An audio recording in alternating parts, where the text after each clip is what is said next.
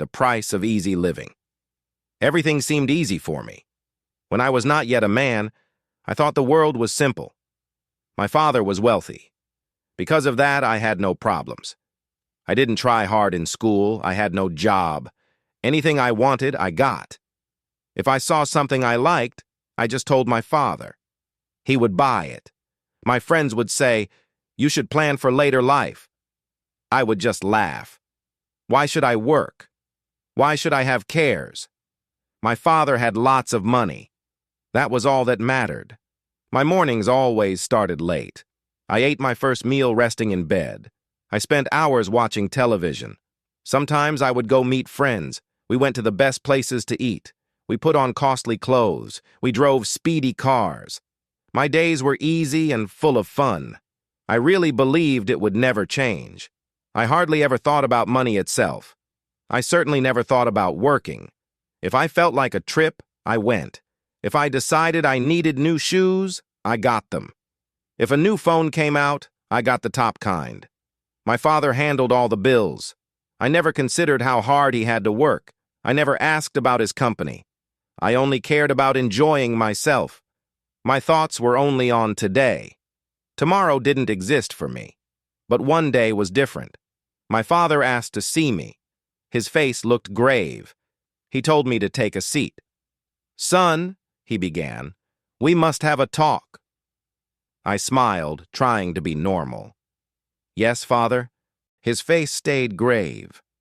He did not look happy. He was not making a joke. A small worry started in my stomach. I did not know why. My father was always good to me.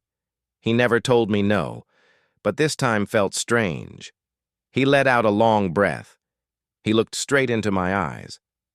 "You are not a boy any longer," he said clearly. "It is time to think about your future." I laughed a little, feeling unsure. "Father, I have all I need," I answered him. He shook his head side to side. "No, my son. You have things because I provide them through hard work. But life doesn't stay easy forever. Things can become different." His words confused me. I felt he was worrying too much. I tried to smile. "Do not worry, father. Nothing will become different." He did not smile back. He watched my face for many seconds. Finally, he said, "Time will tell." I did not grasp his meaning. I guessed he was just unhappy that day. I got up and walked out of his room. I put his words out of my mind. I met my friends. We laughed. We spent money freely. I had no idea my whole world was about to turn upside down. The next day started late, as always. I woke up, stretched. I checked my phone. Friends wanted to meet up. I felt happy and got ready. I put on my fanciest clothes and nice-smelling spray. I walked downstairs, but my father was there again, in the main room. He was waiting. That grave look was on his face. "Sit down," he ordered. I let out a sigh and sat. "Father?" "I already made plans," I told him. He paid no attention. His eyes were fixed on me. "You are not a boy," he repeated. "You have to learn what life is truly like." I rolled my eyes up. "Father, I know what life is like," I argued. He shook his head firmly. "No, you do not," he stated. Then he added, "You will come with me." Puzzled, I followed him out the door. He went to his car. I had no clue where we were headed. He said nothing. I sat beside him, feeling lost. He began to drive. The city seemed unfamiliar that day. I saw people rushing. I saw crews cleaning the roads. I saw vendors selling food, looking tired. I had never paid attention to these scenes before. That day, I truly saw them. After driving for some time, he parked the car. We were in a poor section of the city I had never seen. The houses looked worn. The streets were not very clean. The people seemed tired. My father pointed to a man selling fruit from a cart. "Watch him," he said. "He wakes before the sun. He works the whole day. He gets no break. He does not complain. He does this to feed his children." I was silent. Next, my father led me to a tiny shop window. Inside, an old woman was bent over, sewing. She has done that work for 40 years, my father explained. She has little money, but she works with effort every single day. I watched the woman. She looked weary, yet her hands never stopped moving. She just kept sewing. I had never seen anyone like her before. I had never thought about people like her. My father turned back to me. "Do you understand now?" he questioned. "Life is not simple for all people. Some must struggle every day. But you, my son, you have never done a real day's work." A strange heat filled my chest. I wanted to speak, but I couldn't find any words. I looked down at the ground. For the very first time, I felt unimportant. I felt changed inside. Something had broken within my easy world. We returned to the car.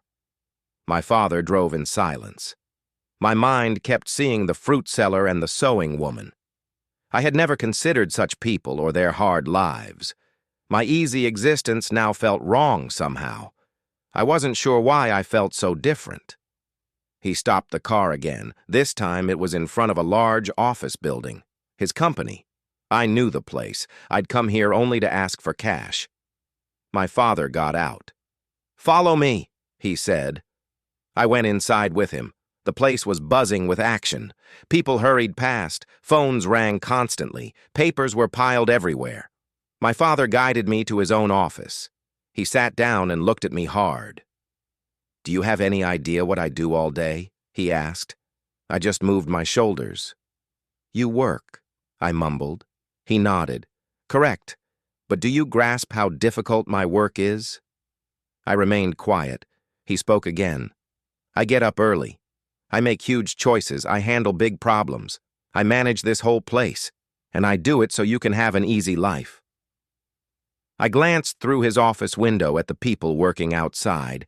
I saw tired faces looking at screens. I saw managers looking stressed on calls. I had never thought about any of this before. I only ever saw the money he gave me, not the effort behind it. A strong feeling rose inside me. It was shame. I felt ashamed of myself. Then my father pushed a plain notebook towards me. "Starting tomorrow," he announced. "You work here." I couldn't help but laugh. "Me? Work?" I repeated in disbelief. His face was serious. "Yes," he confirmed. "You'll begin at the lowest level. You need to learn." I was shocked. "But I don't have to work," I protested. My father shook his head again. "You do," he insisted, "because someday I won't be around. What will happen to you then?" I had no answer. I had never imagined a life without my father's support. I had never thought about my own future. I had only thought about my comfort right now. But his mind was made up. I had no choice. Tomorrow would be different. Tomorrow I would start working. The next morning I had to wake up very early. It felt wrong. I was used to sleeping late. But now I had a job. I put on clothes and went downstairs. My father was there. He handed me a paper bag. "Your food for midday," he said. I looked at him surprised. "Food? Can't I just buy lunch?" I asked. He shook his head. "Employees bring their lunch," he explained. "And starting today, you are an employee." We left the house. We drove to the office building. But he didn't take me to his nice office. He led me to a small, crowded room. It was full of desks. People were busy at computers. A man approached us. He wore glasses and looked strict. "This is Mr. William," my father introduced us. "You'll report to him." Then my father walked away. Mr. William gave me a quick look. "This way," he said curtly. He walked quickly. I followed. He pointed to a chair and a small desk. "Your task is to check these papers," he said. He placed a very tall stack of documents on the desk. "Read the numbers. Find any errors. Mark them." I stared at the huge pile.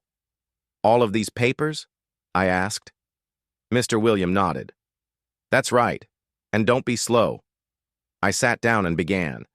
At first, it wasn't too bad, but after an hour, my head started to ache. All the numbers looked the same. My eyes felt strained. I wanted to quit, but I couldn't. Everyone else was working hard. Nobody was taking breaks. Nobody was chatting. This wasn't like my past life at all. This was work. By lunchtime, I felt completely worn out. I opened my paper bag. It held a simple sandwich. No special food, no costly drinks. I ate by myself. I watched the other employees. They ate fast. Then they hurried back to their desks. No long rests, no friendly talk. Just work. I really missed my old life and my freedom. But I also felt something else growing. Respect. I respected these people for their hard work. And now, I was one of them. The afternoon felt even longer. My back hurt from the chair. My hand felt tired from holding the pen. I wished I could stop. I wished I could go home. But I stayed put. Mr. William came over. He looked at my work. He pointed out mistakes. "This is wrong. Do it over," he instructed.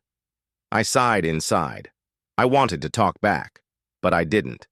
I just nodded and started again. When 5 o'clock finally came, I felt changed. I was exhausted, but something inside had shifted.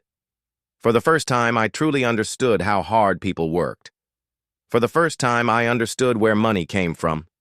It wasn't easy. When I walked out, my father was there. He didn't ask about my day. He just gave a small smile, and for the first time ever, I genuinely smiled back. Not because things were easy, but because I felt I had earned something that day. The next day, I woke early again. My muscles felt sore. My hands felt stiff. This feeling was new. I wanted to stay in bed so badly, but I couldn't. I had a job to go to.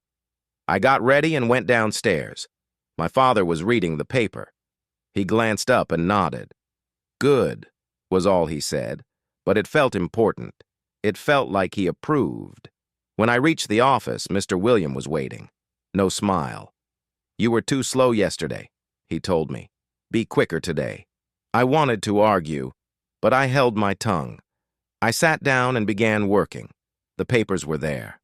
The numbers waited. My head hurt, my back hurt. But I kept working. I did not let myself stop. By lunchtime, I had finished the stack. Mr. William checked it. He found fewer errors this time. "Better," he said, just that one word. But hearing it felt wonderful. It felt better than getting a costly gift. It felt better than having fun with friends. It felt like I had achieved something real. This feeling was new. I had never cared about doing a job well before. But now, it mattered to me. During lunch, I sat near some other workers. I listened as they talked about their homes, their worries. They shared jokes. They ate quickly and returned to their desks. I really listened. I had never thought about the details of other people's lives before. But now I sat among them. I was part of their world. The afternoon was busy. Mr. William gave me a harder task. "Let's see how you manage this," he said. I felt like complaining, but I didn't. I just nodded. I concentrated hard. I worked steadily. The hours went by. My body ached, but I didn't stop. I wanted to succeed. I wanted to prove it to myself. At the end of the day, Mr. William looked over my work.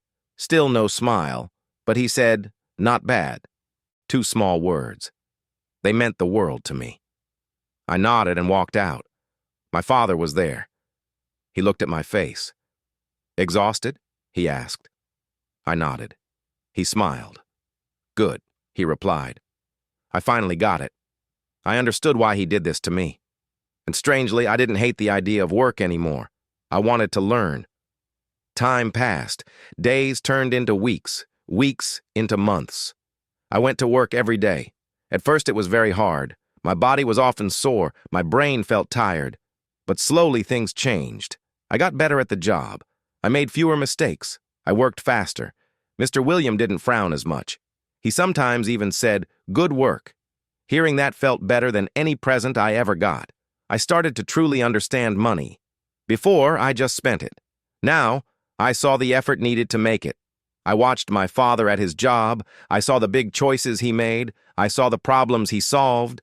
I saw how he led the company. I had never respected what he did before. But now, deep respect grew in me. He wasn't just wealthy. He was a builder. One evening, my father asked me into his office. He watched me quietly for a while. Then he said, "You have changed." I didn't know how to respond. He continued, "When you started, you were lazy. You didn't care. But now you understand." I nodded slowly. He spoke the truth. I was not the same person. I felt different inside. I felt capable. Then my father did something unexpected. He took a small key from his desk drawer. He held it out to me. "This key is for your own office," he said. I was amazed. "My own office?" I repeated. He nodded. "You are ready for more challenges. You have worked hard. It's time for you to grow." I took the key. It felt small in my hand, but heavy with meaning. It wasn't just metal. It represented his belief in me. The next day, I started work in my new office. It was small, but it was mine. I had my own desk, my own duties. I wasn't just following orders anymore. I was learning how to manage things. It wasn't simple. I still made errors. Some days were difficult, but I didn't quit. I kept working. I kept learning. My goal was to be like my father. I wanted to build something valuable myself. When I think about how I used to be, I have to smile. I thought life was just about being comfortable. I thought money appeared easily. How wrong I was. Real life involves effort. It involves trying hard. It involves making something with your own effort. My father taught me that important lesson. And now I feel ready for whatever comes next. Not because of money I might have, but because I learned the value and the method of earning it myself.